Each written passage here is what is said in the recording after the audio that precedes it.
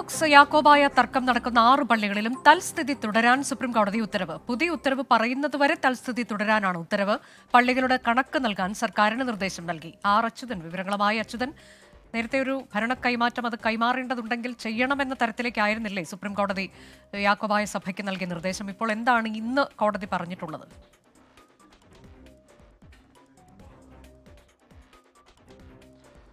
അനുജ, പ്രധാനമായിട്ടും ഇന്ന് ഒരു വിശദമായ വാദം ഈ ഹർജികളിൽ സുപ്രീം കോടതി കേട്ടു എന്നതാണ് ഇന്ന് ഈ കോടതിയിൽ ഉണ്ടായത്, ഇതുമായി ബന്ധപ്പെട്ടുണ്ടായത്. അതിൽ തുടക്കത്തിൽ തന്നെ ഓർത്തഡോക്സ് സഭ ഈ യാക്കോബായ സഭയ്ക്കെതിരെ, അതായത് ഭരണം കൈമാറാത്തതിനെതിരെ രംഗത്തെത്തിയിരുന്നു. ഒപ്പം തന്നെ ഓർത്തഡോക്സ് സഭ വ്യക്തമാക്കിയൊരു കാര്യം, ഈ യാക്കോബായ സഭ അവർക്ക് അവരുടേതായ പള്ളികളുണ്ട്, ആ പള്ളികളിൽ ഈ ശവസംസ്കാരം ഉൾപ്പെടെയുള്ള ശുശ്രൂഷകൾ നടത്താം, അതിനുശേഷം തങ്ങളുടെ സെമിത്തേരിയിൽ സംസ്കരിക്കാം എന്നൊരു വാദം ഉൾപ്പെടെയുള്ള കാര്യങ്ങൾ മുന്നോട്ട് വച്ചു.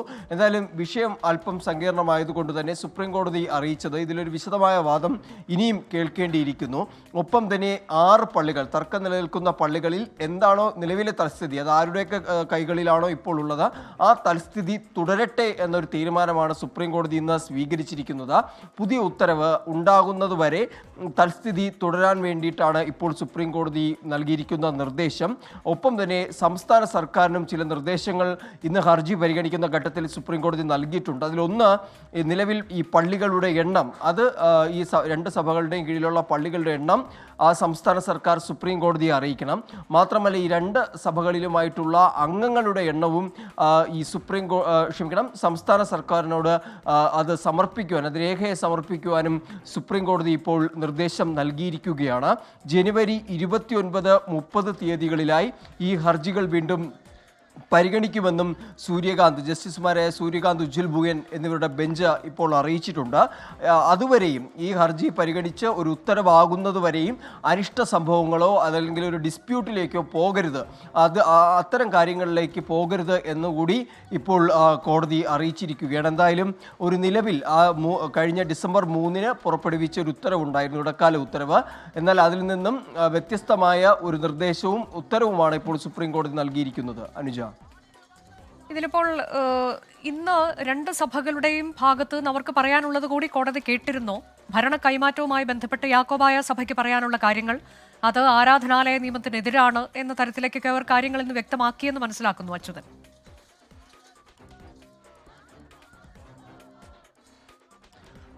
തീർച്ചയായിട്ടും അനുജ, അത് യാക്കോബായ സഭ ചൂണ്ടിക്കാട്ടിയത് ഈ ഭരണം കൈമാറേണ്ടി വന്നാൽ അത് ഈ ആരാധനാലയ നിയമത്തിനെതിരായിരിക്കുമെന്നൊരു വാദം യാക്കോബായ സഭ നടത്തി. ഒപ്പം തന്നെ ഓർത്തഡോക്സ് സഭ സത്യവാങ്മൂലത്തിൽ പറയുന്ന കാര്യങ്ങൾ, അത് കോടതിയുടെ ഈ 3-ാം തീയതി ഉണ്ടായ ഉത്തരവ്, ആ ഉത്തരവ് ലംഘിക്കുന്ന തരത്തിലുള്ള ചില പരാമർശങ്ങളാണ് നടത്തിയിരിക്കുന്നത്. കാരണം ഈ വിഷയവുമായി ബന്ധപ്പെട്ട് ഓർത്തഡോക്സ് സഭ നൽകിയ അധിക സത്യവാങ്മൂലത്തിൽ പറഞ്ഞിരിക്കുന്നത്, ഈ സെമിത്തേരി നിയമപ്രകാരം ഈ സെമിത്തേരിക്കുള്ളിൽ വെച്ച് മറ്റ് സഭക്കാർക്ക് ഇത്തരം ശുശ്രൂഷകൾ, ശവസംസ്കാര ശുശ്രൂഷകൾ നടത്താൻ കഴിയില്ല എന്നുള്ളതാണ്. എന്നാൽ അതിന് പുറത്ത് അവർക്ക് താല്പര്യമുള്ള വൈദികനെ കൊണ്ട് അത് ചെയ്യാൻ കഴിയും എന്ന തരത്തിലുള്ള ഒരു സത്യവാങ്മൂലം നടത്തി. അങ്ങനെ ഈ ഇത്തരം പള്ളികൾക്കുള്ളിൽ യാക്കോബായ സഭ ശുശ്രൂഷകൾ നടത്തുന്നത് അതൊരു തർക്കത്തിന് കാരണമാവുകയും സമാധാന അന്തരീക്ഷം തകർക്കുകയും ചെയ്യും എന്നതായിരുന്നു അവരുടെ സത്യവാങ്മൂലത്തിൽ പറഞ്ഞ കാര്യങ്ങൾ. അതിൽ ഇന്നും അതുമായി ബന്ധപ്പെട്ട വാദങ്ങൾ തന്നെയാണ് മുന്നോട്ട് പോയത്. അത്തരത്തിൽ 1934 ഭരണഘടന അത് ലംഘിക്കുന്ന തരത്തിലേക്ക് പോകാൻ കഴിയില്ല എന്നതടക്കമുള്ള വാദങ്ങളും ഉയർന്നിട്ടുണ്ട്. എന്തായാലും ഒടുവിൽ സുപ്രീം കോടതി ഈ വാദങ്ങളെല്ലാം പൂർണ്ണമായി കേട്ട ശേഷമാണ് ആ ഒരു തീരുമാനത്തിലേക്ക് എത്തിയത്. ആ തീരുമാനം എന്നുള്ളത് നിലവിലെ തൽസ്ഥിതി തുടർന്ന് പോകട്ടെ, അടുത്തൊരു ഉത്തരവ് ഇതിൽ വിശദമായ വാദം കേട്ട് ഒരു തർക്കവുമായി ബന്ധപ്പെട്ട് ഇപ്പോൾ ഇന്ന് സുപ്രീം കോടതി അല്പസമയം മുൻപ് പറഞ്ഞിരിക്കുന്നത് തൽസ്ഥിതി തുടരണം. അടുത്ത മാസം 29, 30 തീയതികളിൽ വീണ്ടും കോടതി പരിഗണിക്കും. അതുവരെ 6 പള്ളികളിലും തൽസ്ഥിതി തുടരുക എന്നുള്ളതാണ്. അനിഷ്ട സംഭവങ്ങൾ ഉണ്ടാകരുത് എന്ന നിർദ്ദേശം കൂടി കോടതി നൽകിയിട്ടുണ്ട്.